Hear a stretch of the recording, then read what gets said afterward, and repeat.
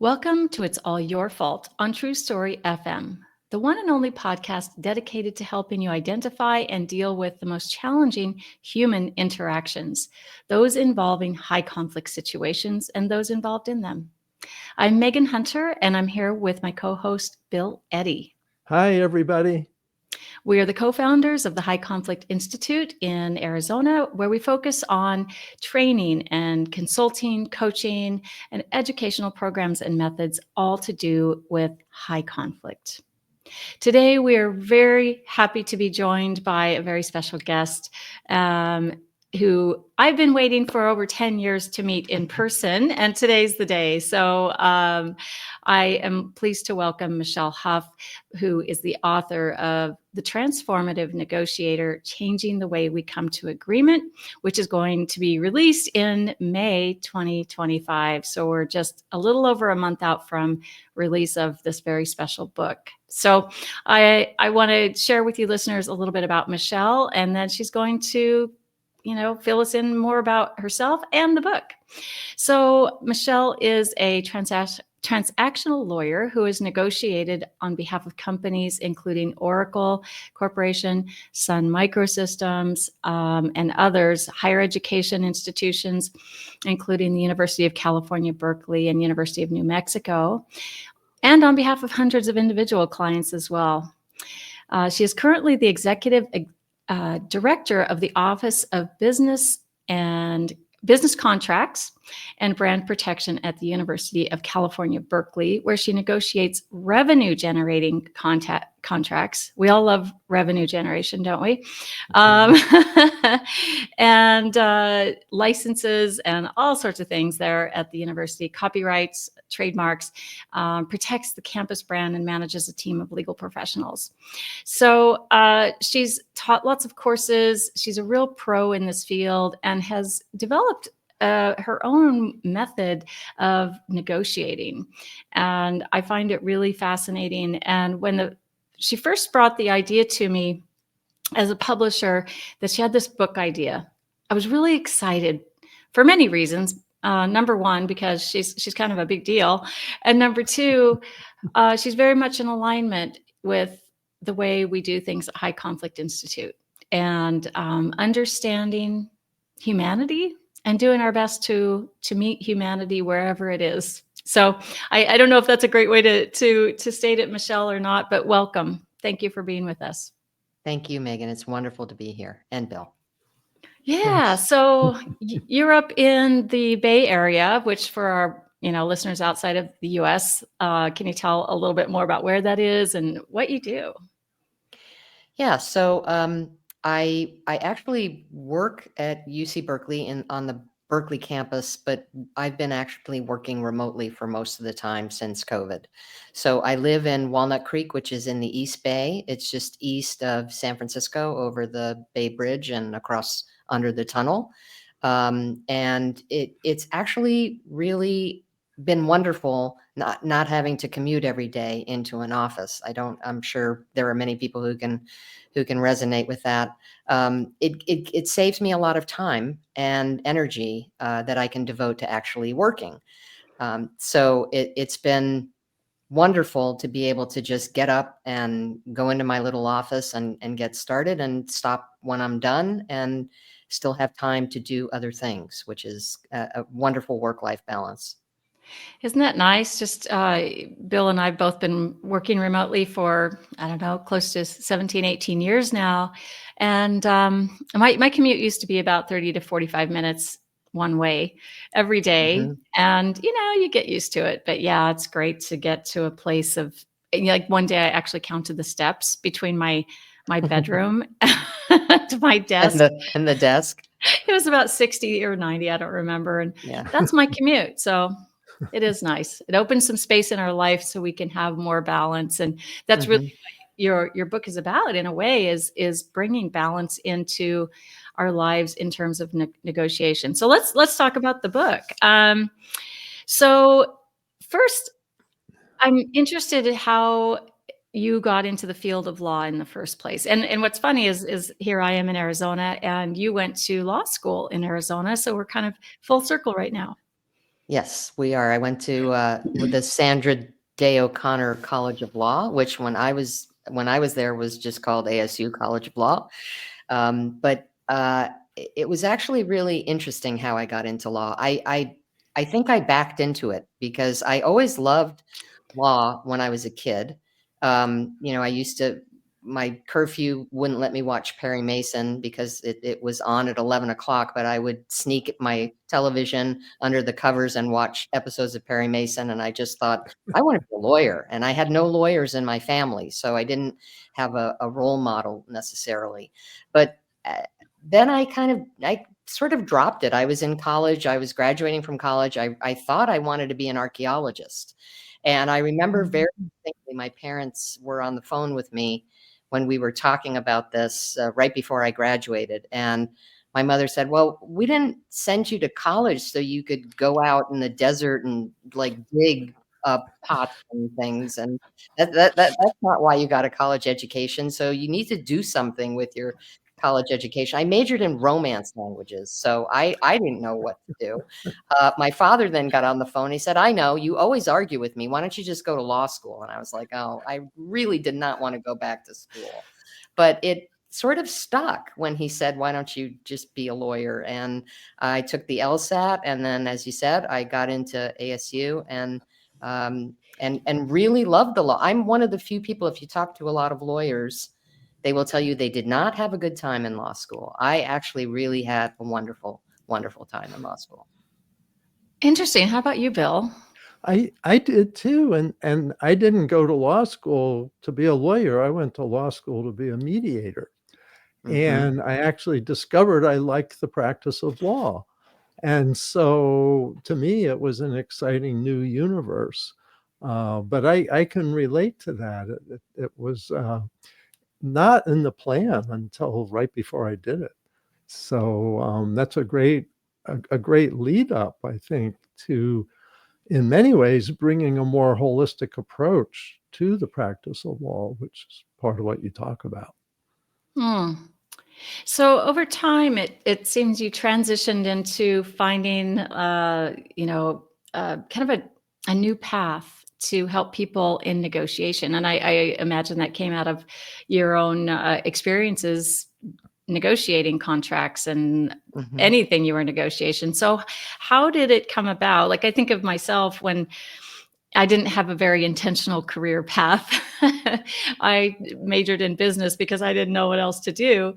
And then I got a job doing child support for a county attorney in Nebraska, a little Mm. tiny office. And I think it was there that I fell in love with bringing people to agreement. And I think some of us just naturally have that in us. And obviously you do. So what was it that took you down that path? Yeah, that's a great question.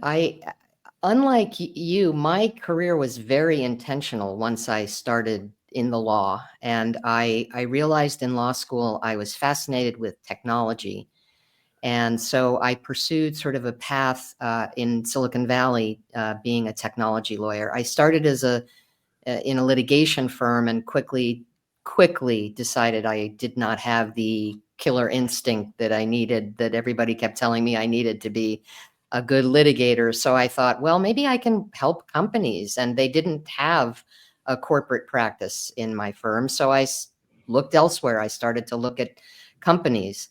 And it actually, oh, my little, hold on.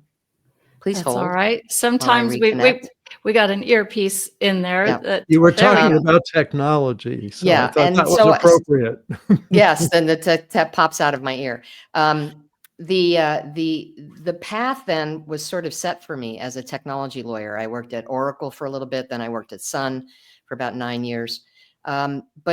And I did a lot of negotiating. I have a lot of stories about negotiations from my days at Sun in the book. But what I realized was that didn't want to be on that path anymore. I didn't want to be on the technology path, and I wasn't even sure I wanted to stay on the legal path. So in the middle of everything, I just retired, semi-retired, and I moved to Taos, New Mexico, which is a wonderful place to do absolutely nothing. And that's exactly what I did. I took a lot of time for myself. I started writing. I deepened my Buddhist practice. I took a lot of trips, but I didn't do any law or technology. And I think that was the beginning of when I started to see how to bring the, as Bill said, the holistic aspects of negotiation in to just commercial interactions, right? Because a lot of negotiations are just transactional. I know that word is not, doesn't, it has a weird connotation now, but it definitely was more about sort of helping companies or helping individuals with their commercial types of needs. So I think one of the things that I noticed was that people kept telling me, "Well, you're not like other lawyers. You're different." And I kept thinking, what are they talking about? I don't understand. But as I was taking time for myself, and then as I started to write more, it felt like I was trying to write what I knew about negotiation and how my practice had changed over time to become more holistic. So in that vein, the title of the original book, the first edition, was The Transformative Negotiator, Changing How We Come to Agreement from the Inside Out. So I'm really interested, and I know our readers will be interested in learning more about that. Like, how did that come about, and what does that really mean? Yeah, I think what it really means is, I'm going to try to get this. Yeah, I think what it really means is that I felt like people viewed negotiation as something outside themselves. So they start with a negotiation with an idea about something that they want to get, or that they need another person to change in order to give them something. I felt like people were not connected to themselves in the beginning of negotiation. So a lot of what the first edition of the book did was to lay out some really foundational skills. And most of the skills are, if you look at them and think about them, they're based somewhat on Buddhist practice. So the art of really truly deeply listening, the fact that you need to clearly articulate when you're speaking and be mindful about the words you're using and the tone and your emotional content, and things like watching your breath and posture. Those were all things that I think people forget about in the context of negotiations. And so what I was trying to do from the inside out was to ground people first in themselves and in learning about who they're negotiating with in that same way, in a grounded way, and then to be able to proceed with the negotiation from that place, which really does transform how you negotiate. Yeah. So, Bill. There's several thoughts I'm having here and questions I want to ask. The thing that just struck me is some people talk about different cultures and negotiating, and I think the comparison is a high context culture and a low context culture, something like that, where the relationship needs to get established and you need to pay attention to everything except the issue you came to negotiate first. And if you're operating in the wrong culture, or it's not a good fit. And I didn't know if that concept fits in how you approach, because it seems like you found a really good way to straddle that. And maybe I should go to one of my earlier questions, which is, some people would say you're talking about soft skills, and they kind of put it down, poo-poo that. And yet you've been in a negotiation settings with businesses, big businesses, where everyone has a picture of hard negotiations and tough guy approach, and that soft skills just wouldn't fit in that kind of setting. So if you can say why you think it does. Let me start with your first comment, Bill, because I think you're absolutely right that there are part of understanding your negotiating partner, which is of course the second part of, coming to agreement from the inside out. So first you ground yourself, and then you ground your negotiating partner by learning who they are and how they negotiate, right? So culture does matter. I speak in the book about going to Japan and negotiating a very high level deal with a Japanese company on behalf of Sun Microsystems. But before they sent us out, they made us go through a class and taught us how to understand Japanese culture and the Japanese way of negotiating, the Japanese way of understanding when they say no, and to ask several times, because the first no is not the ultimate no. They taught us also about humility and how Japanese negotiators tend, of course, I'm generalizing, tend to be very humble about their skills. And on the other side, I was negotiating on behalf of a very, successful high-tech company, not maybe so humble. So there were many, many opportunities to, once you find the gaps in the cultural context, I think it's much easier to narrow them, right? So one of the other things that made it very complicated was, from a legal standpoint, the Japanese don't necessarily believe in contracts. They will sign a contract, but what's important to them is the relationship, not the contract. So they will agree to things in a contract that you might be thinking, why would you agree to that? That's really bad for you. They only want to know whether you will be a good partner to them 100 years from now, right? So the context of American companies versus Japanese companies in negotiation, to my mind, it was actually surprising when we could come to agreement with that when we were so far apart.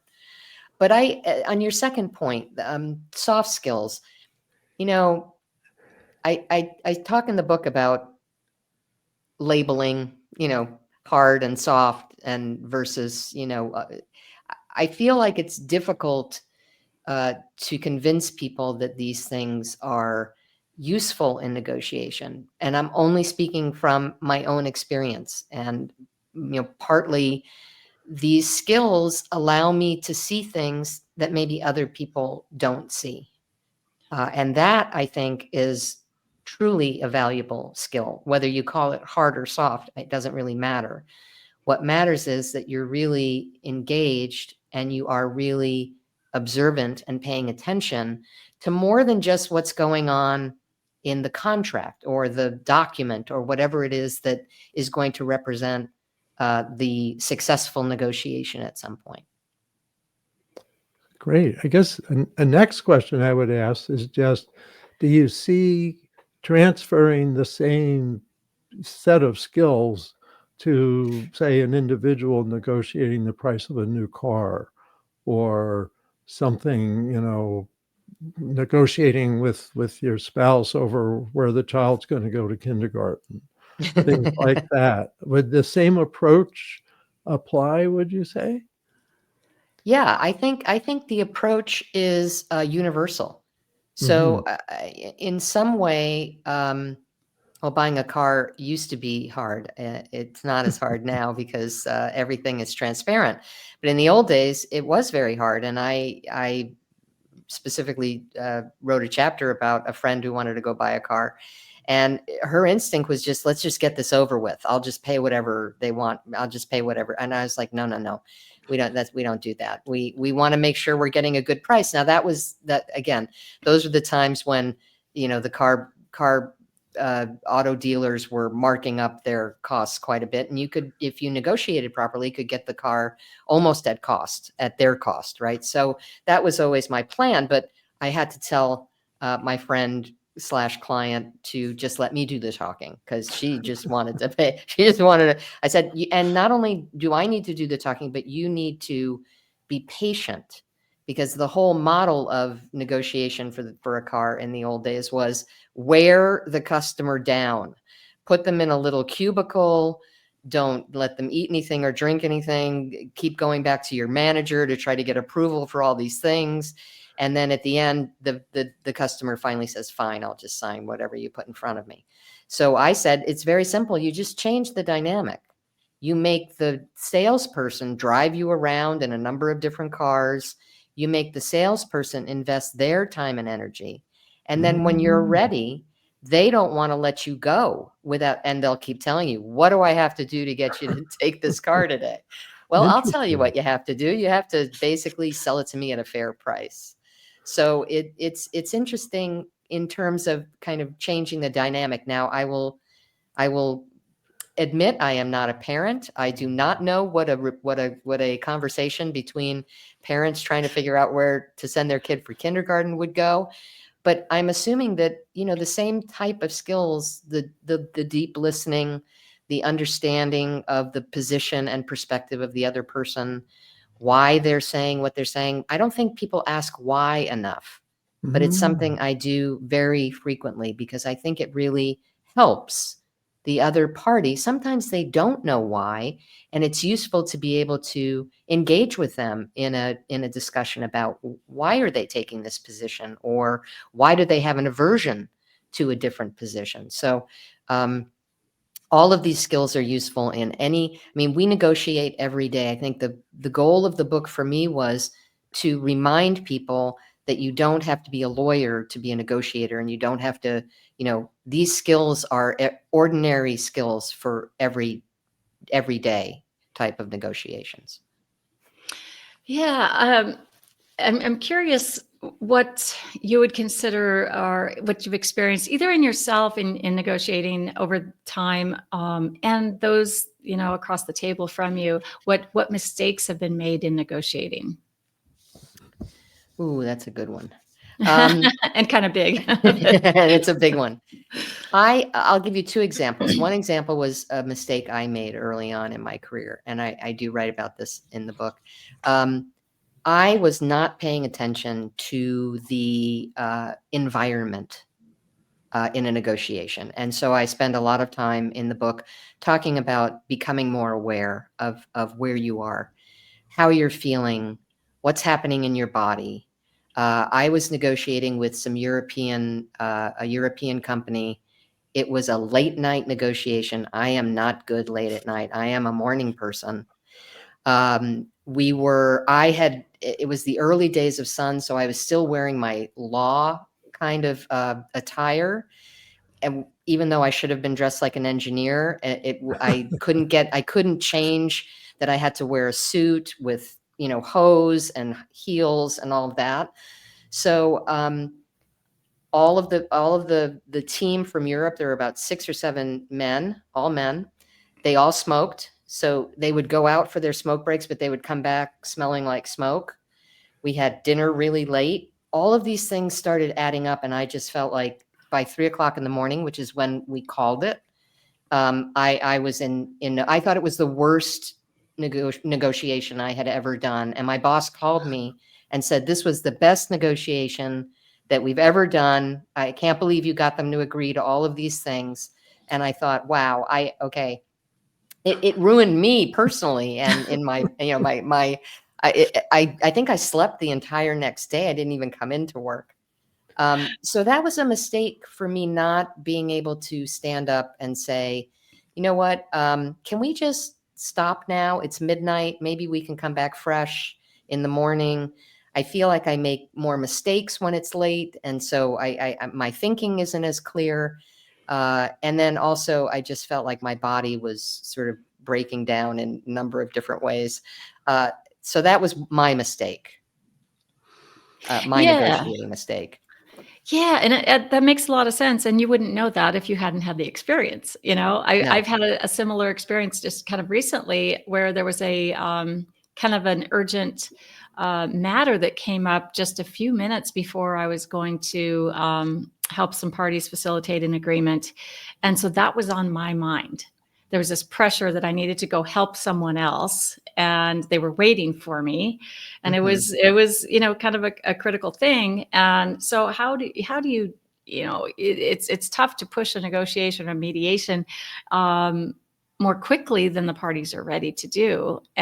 So I learned too. Maybe you just call it and say, let's wait for another day, even if it's an inconvenience for some. So yeah, interesting. Bill, what's your take on that? I mean, what we teach at High Conflict Institute is, we're on the we're training professionals how to deal with the more challenging parties in a mediation or really any type of coming to agreement. So in your experience, what's the positioning like of the parties? What's the best environment for, maybe a high conflict situation? Well, I really think, I like what Michelle's saying. And in many ways, I think in most negotiations, and certainly as a mediator, helping people mediate, I try to create an environment where people will feel more relaxed, more connected. And that's a word I really like in your book. And I know you started off like your first chapter with that. And so I really think the connecting piece, that you have to put more effort into it with high conflict people, that they see the world as adversarial and all relationships as adversarial, to some more severe for some, less so for others. But to kind of reassure them that my role is not to decide or take sides, having to work harder at that. So I think in many ways, in mediating and negotiating high conflict, we have to put extra effort into that. And something I'm getting out of what Michelle's saying is do that with everybody. And since we don't try to diagnose who we're dealing with, if we notice difficult behavior, we do more empathy, attention, and respect, things like that. So I think it's along the same lines, but it also leads into a question. There's the small percent of high conflict people who were unable to calm and kind of create a softer environment and a more empathetic environment. And they see negotiations or transactions as win-lose, no matter what, and I'm going to win. Whereas I think we look at things as win-win, and our goal is to create an environment for win-win. But what do you do with the person who's absolutely committed to win-lose? And to me, that's not transactional. That's dominance. And that's like the bullies that I write about most recently, is what do you do with the bullies who are just unwilling and probably unable to have empathy, to really want to just not want to care about your needs and wants. I don't know. It's a question I have not answered. Yeah. I'm not sure there is an answer for that question, Bill. I mean, I think you're absolutely right. There are people who they're stuck in a paradigm, and unless you can help them see that they're stuck in that paradigm and maybe move them from that even slightly, and it's not easy. It's clear that it's coming from a different place. So it's not what always fascinates me so much is that it's not always about the subject of the negotiation or the mediation. So Right. you're in there for a particular reason, but what the person is how the person is feeling, or whether they're feeling defensive or bullyish or whatever they're posturing is coming from a different place usually.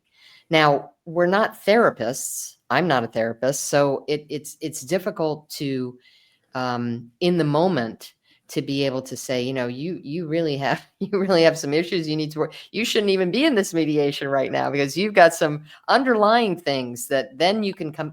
But we do that though as mediators, don't we? We set the stage and say, if you can't follow these basic rules about civility and giving the other party a chance to speak and really listening and deeply listening, and and then having your chance to speak while the other party is deeply, if we don't set the stage for that openness and mutuality, if one of the parties or any of the parties can't agree to those terms, they shouldn't be in the mediation, right? I mean, you almost like Megan said, there has to be a place where you say, we can't move forward if this is the behavior that you're going to exhibit, right?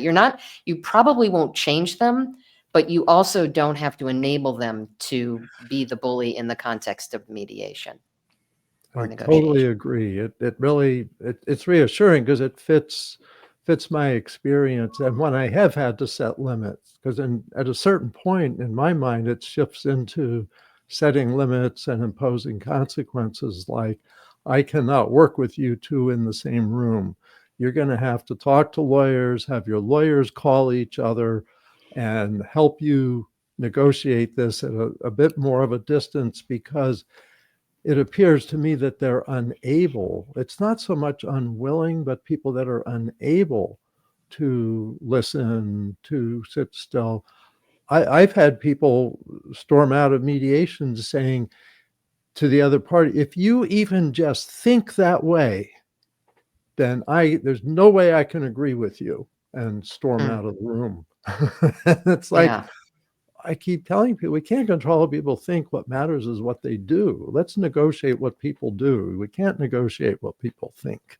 But yeah, so there is a limit, but I also like the idea, and I think that's why we're really successful at training so many people, is to really make your best efforts to create an environment, make your best Right. efforts to interact with people with empathy, attention, and respect, so that they can get kind of relax into a win-win approach where they can really acknowledge the other person's existence and needs and wants. And I think Yeah. our techniques have been able to, in a way, shift people from coming in adversarial to being open to a win-win situation. It's interesting because you just sort of sparked something in my brain. I was thinking about voir dire in jury selection, about asking questions of the people who are going to be sitting on a jury. Is there anything that would prevent you from being open-minded or fit? Like, what is it in your background that might create a barrier or in some way sabotage this mediation or negotiation? I guess, more about making the party really do some soul searching. And as you said, there are some who don't want to do that and won't. But there might be some who would find that set of questions that they would need to answer for themselves maybe open a slight crack if somebody really cared about finding out what it was that was causing the person to be acting out or acting the bully, or shouting and storming and all of those behaviors. I like that.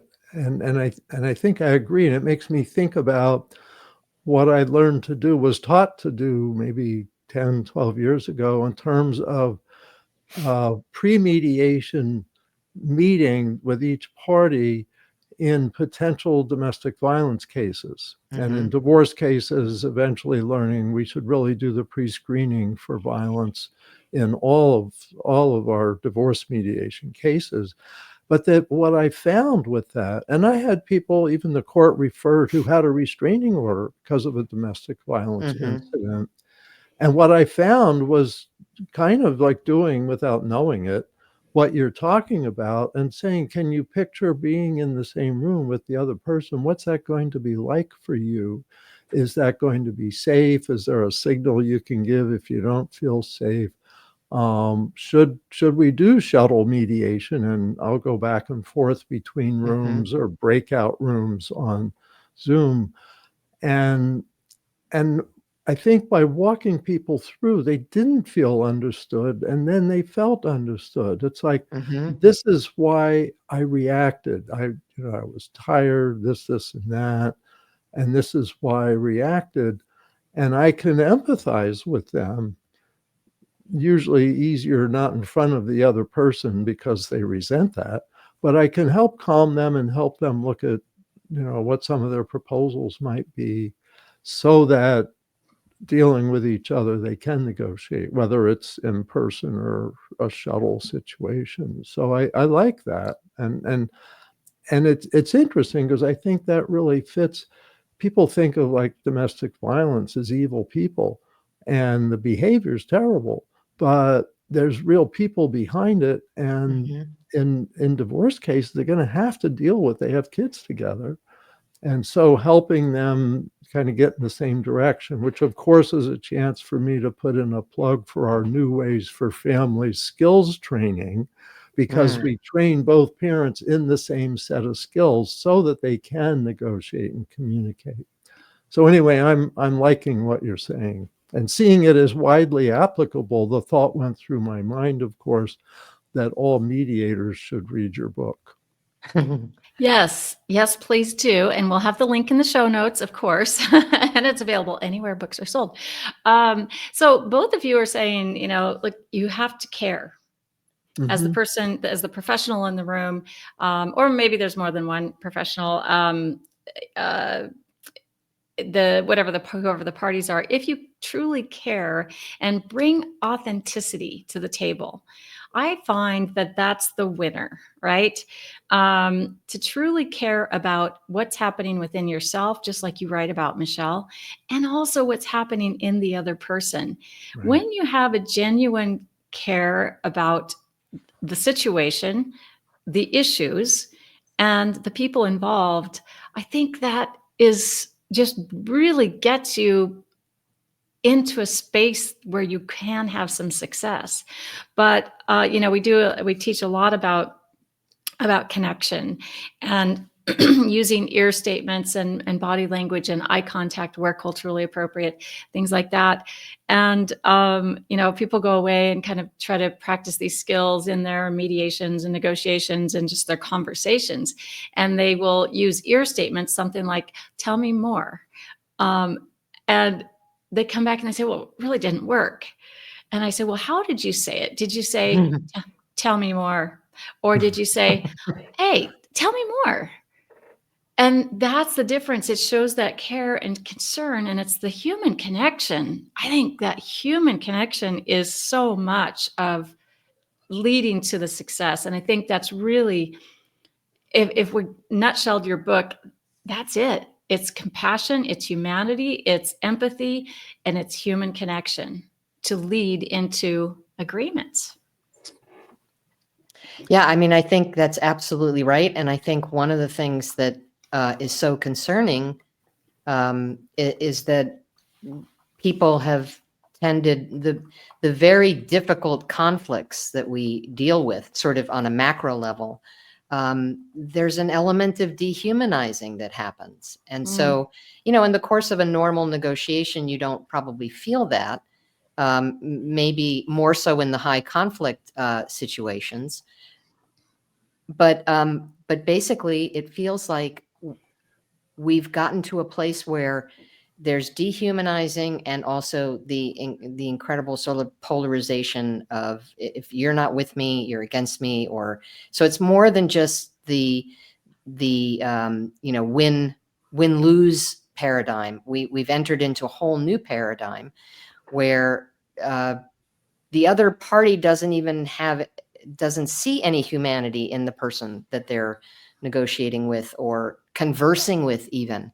And that's very troubling. And also, it goes again to the premise of the book, which is you really, as you said, Bill, there may be bad behaviors, but there's a human being there that you need to connect with, and you need to try to understand, try to get them to explain to you why they hold these views. I mean, there lots of research has been coming out about, being able to get the other party who may hold these beliefs that they've held for a really long time, to get them to break the cycle of those beliefs by just small questions, small little things that seem innocuous, but all of a sudden will open something up in somebody, and they have a whole new way of thinking.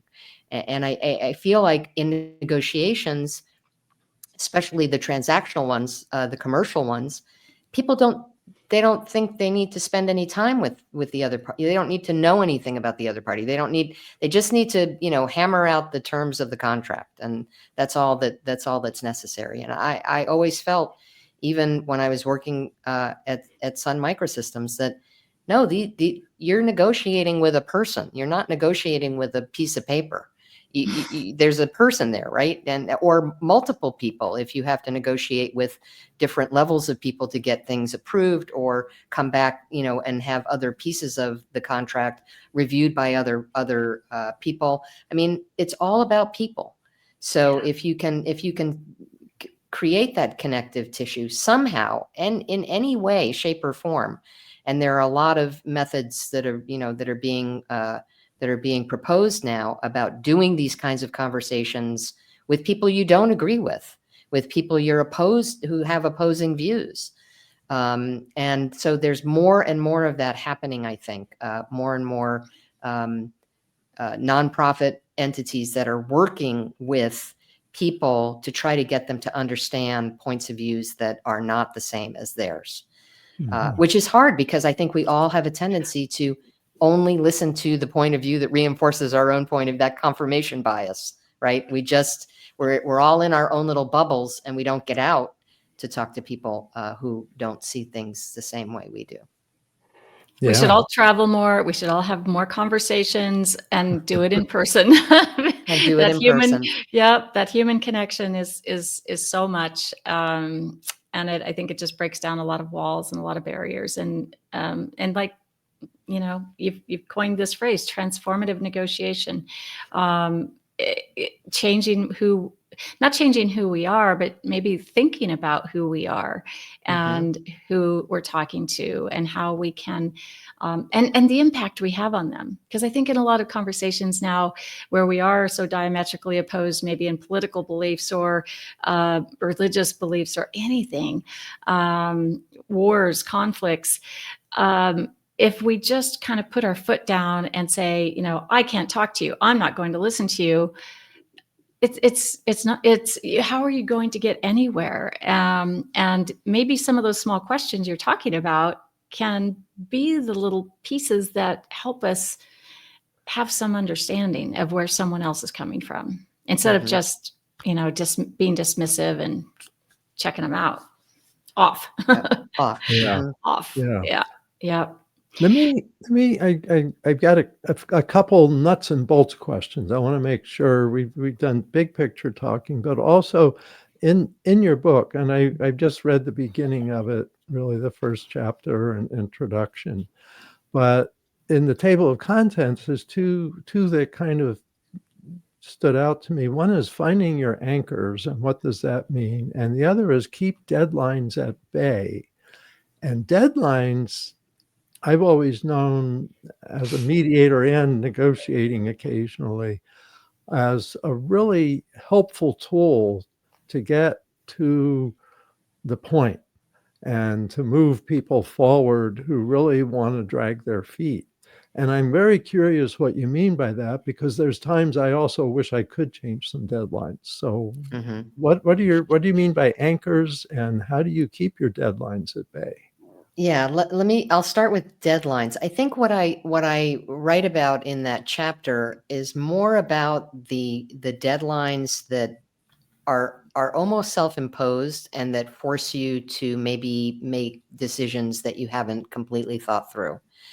So the one example was the one where I was negotiating and my body was falling apart, and they claimed that we had to sign something by midnight, which was completely untrue, because we ended up not signing something till 3 o'clock in the morning, which wasn't any better. But self-imposed deadlines here I'm talking about. So not so much deadlines that impose a structure on the negotiation, like, that we'd like to have this done. The court wants us to have this done by a certain day. I mean, obviously you can't really do anything about those types of deadlines.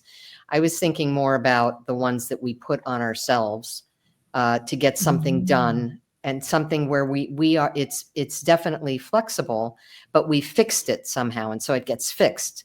And then we do things that we probably shouldn't do in order to meet the deadline that maybe was not necessarily a real deadline in the first place. So the chapter on anchors is a little different, because I know people talk about anchors in negotiation. It's come to mean, what's your bottom line? Like what number won't you go below or above? I'm talking about the things that you can use in a negotiation if things start going sideways. So like your breath, like anchoring on your breath. In Buddhist practice, breathing is sort of fundamental. It's the fundamental thing. It's the essence, really, of doing meditation. And so it's always helped me to be able to use the breath at times when maybe I feel like I'm getting a little out of control, and I don't want to respond out of anger, or I don't want to raise my voice, which is very difficult for me because I grew up in a family where we were all very loud and sitting at the dining room table talking over each other. And so my raised voice is just almost normal. But it's interesting because my partner said to me at one point, you do realize that in my world, a raised voice was someone was mad at you. Someone was saying something and was angry. And so I had to modulate, because obviously what my partner was hearing was not just my loud voice from being a, New Yorker who sat at the table and just talked fast and loud so that she could be heard. But in terms of sort of knowing yourself, when you start feeling those feelings of, oh, I'm going to get mad at this person, or I'm going to raise my voice, or I'm not going to, that's when I talk about anchoring yourself with your breath, starting feeling grounded, and being able then to proceed from a place that's much, as you said, Bill, much calmer, much clearer in your thinking. I do. I love the anchor concept. And it's something I kind of, it occurred to me one day when I was trying to teach some folks in my class who are struggling in high conflict situations. And it just seems like they're, everyone's kind of fluttering. When we're off balance, we just kind of flutter around. And I said, look, you're the anchor. Let other people flutter around you and spiral or whatever they want to do, but you are your own anchor. And I like I'll probably add the breathing piece on now, as well as to take that deep breath, and it will remind you, to be an anchor. Because in some situations we'll start doubting ourselves.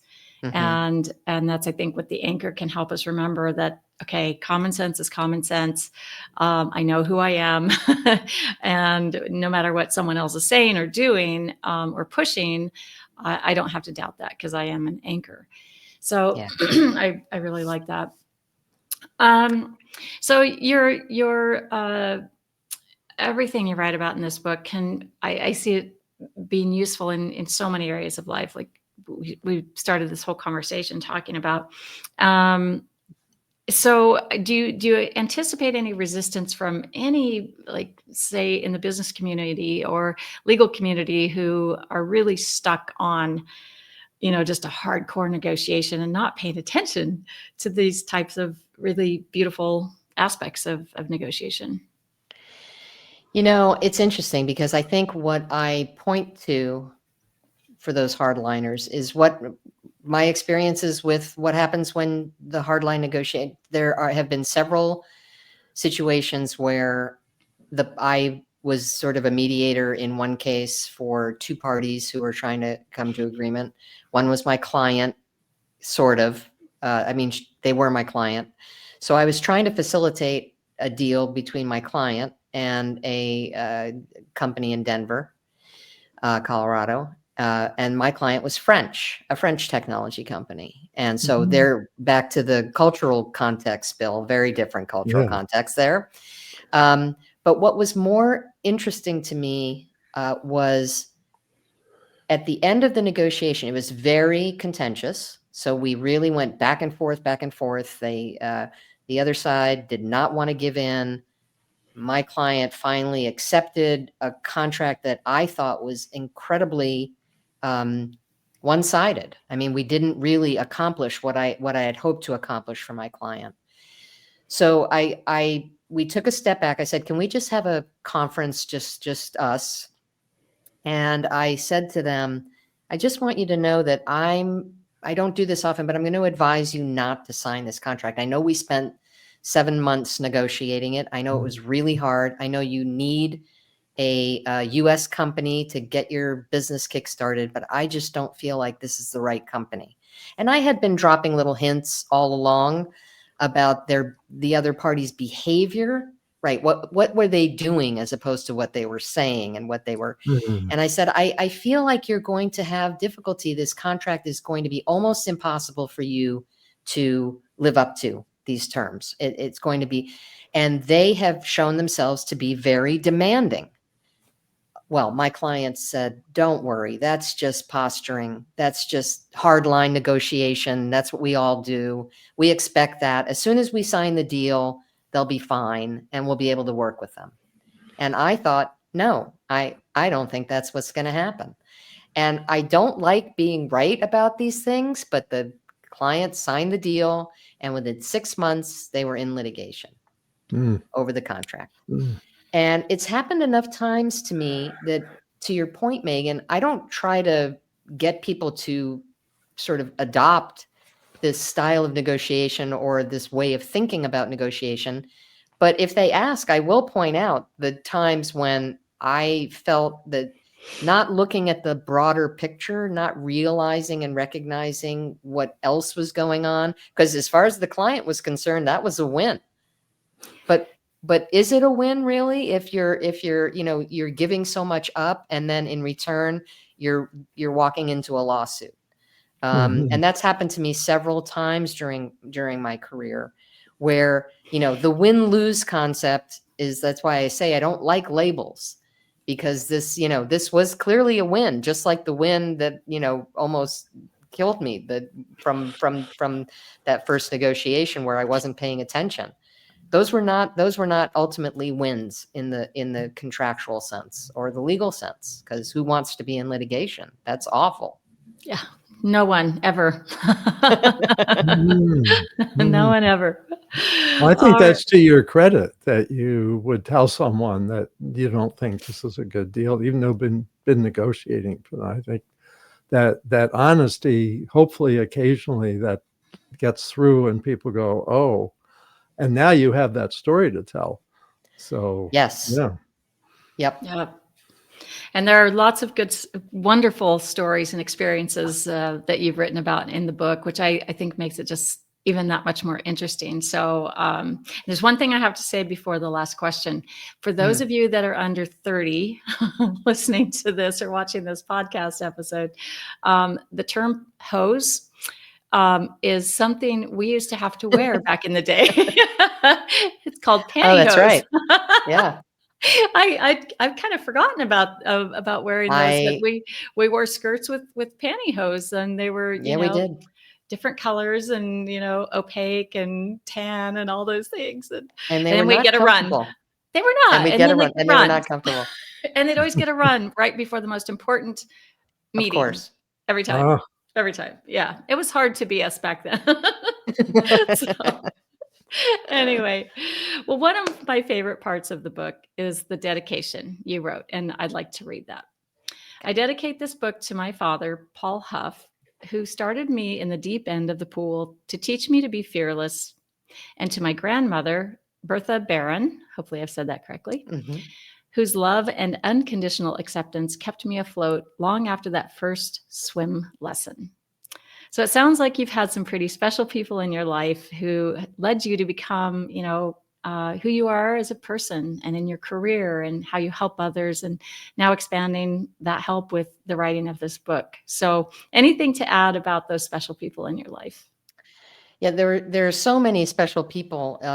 It's difficult. And a lot of what I realize is, my father obviously I learned so much from him, and mostly I learned how to be independent, how to take care of myself. And it's actually, I also credit my father. He was an avid reader. He read so much all the time. Our bookshelves were filled with books. And I think that's where I learned my love of reading also. I just would go to the bookshelves as I got older in my teenage years and just pick something. And he had all kinds of books about all different types of subjects, including on Buddhism, which is where I first learned and read about Buddhist thought. So that my dad definitely, and of course the swim lesson really was, he said, I said, well, you going to come in? And I think I was 6 or 7. I mean, I wasn't that old, but I wasn't terribly young. But he said, no, just jump in. And then he literally threw me into the deep end. And then he said, just swim. And I was like, what? No, what do you mean? I mean, I'm doggy paddling all the way to the other side. And I get there, I'm breathing hard, I'm wet.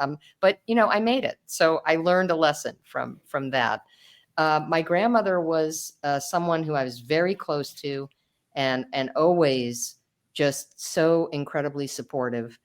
She was a Holocaust survivor who came to this country with my mother as a young child. They were in hiding in the south of France during the war, and I learned so much resilience from my grandmother, and also just felt incredibly seen by her. And that's something that you know when it's happening, and you really appreciate it, because it doesn't happen all the time. Even in families, it doesn't happen all the time. Right. And I think that I mean, that's very special, because being seen by her obviously has informed what you do and who you've become, right? And seeing that person Absolutely. across the table. So I love that. I really do. Well, thank you so much for joining us, Michèle. This has been a true pleasure. And listeners, thank you for taking the time with us today. I know you've enjoyed listening to Michèle, and I encourage you to go out and buy her book, whether you're a negotiator or not, because you are. Everyone's a negotiator in some way. My little grandson's a master negotiator, and he's 5. So we'll put the link to the book in the show notes. It'll be available in print copy, paperback, and digital, and maybe audio at some point. So don't wait to order it. You can order it now, even though it doesn't come out till May 7th. So please do that. In the next episode, we're going to be joined by Kara Rubenstein from an organization called Right to Know. We'll be talking to her about something called DNA surprises, such as misattributed parentage, donor conceptions, adoptions, and other surprises that are happening a lot more now in the world, where babies come from different sources these days. It's opened up a whole new interesting area of conflict. In the meantime, send your questions to podcast@highconflictinstitute.com, or submit them to highconflictinstitute.com/podcast. Until next time, keep learning, keep practicing, be kind to yourself and others, while we all try to keep the conflict small and find the missing piece.